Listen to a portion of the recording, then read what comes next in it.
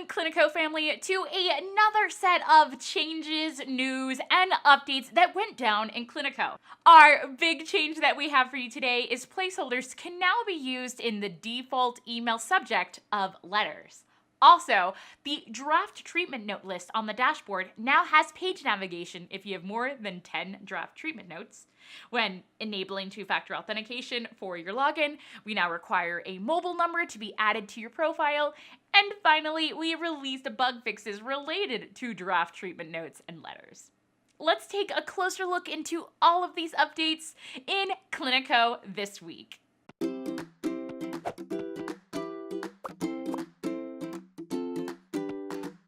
Alrighty then, our first update is to letters. Specifically, you can now include placeholders in the default email subject. To do this, head to Settings, Letter Templates. Within your letter templates, you'll then see an option to edit the default email subject. If you add a placeholder, indicated by the brackets, this will now be automatically populated when you go to write and send your letters. We have over 110 placeholders you can add related to patient, practitioner, business, contact, referring doctor, and general information. Just note, adding placeholders is optional, but we hope that for those who do utilize this feature, it aids in automating your letter process.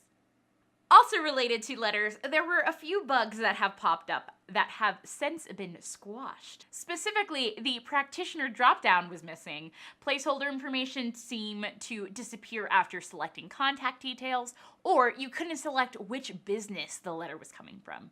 All of those weird quirks have been addressed though. And next up, we've made a few changes related to two-factor authentication, also known as TwoFA. If you're not familiar with TwoFA, when you log into Cliniko, you provide an email address and password. This is one factor of authenticating who you are. So, two-factor authentication refers to using a second factor to confirm your identity. Usually, the two factors in TwoFA are something you know and something you have. The password is something you know, and most often, your phone is something you have. Cliniko, of course, is very secure, but if someone gets a hold of your password, they can easily log into your account. So, if you enable TwoFA though, someone needs both your password and your smartphone to gain access to your account. So honestly, TwoFA is the single best thing you can do to improve the security of your Cliniko account. Just note, TwoFA is not required, but highly recommended. Back to the change we've implemented though, you're now required to add a mobile number within your profile if you enable TwoFA. Also, if TwoFA is enabled and you do not have a mobile number on record, you'll see a warning message at the top of your profile.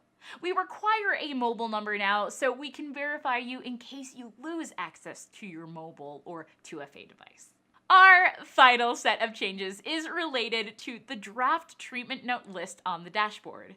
If you have more than 10 draft treatment notes, we now have added page navigation. So if you had a large list of draft treatment notes, you'll now see that the page loads faster, there's no more timeout errors, and you'll be able to see the recent SMS replies from patient section without having to scroll past your entire list of draft treatment notes. There was an issue though where you would select a draft treatment note and instead of editing that individual treatment note, it would navigate to the patient's full list of treatment notes. This was unintended, so a fix has already been released. That concludes this week's set of changes, updates, and fixes, but since Cliniko releases changes every week, that means I'll be back as well. Until then, bye Cliniko family.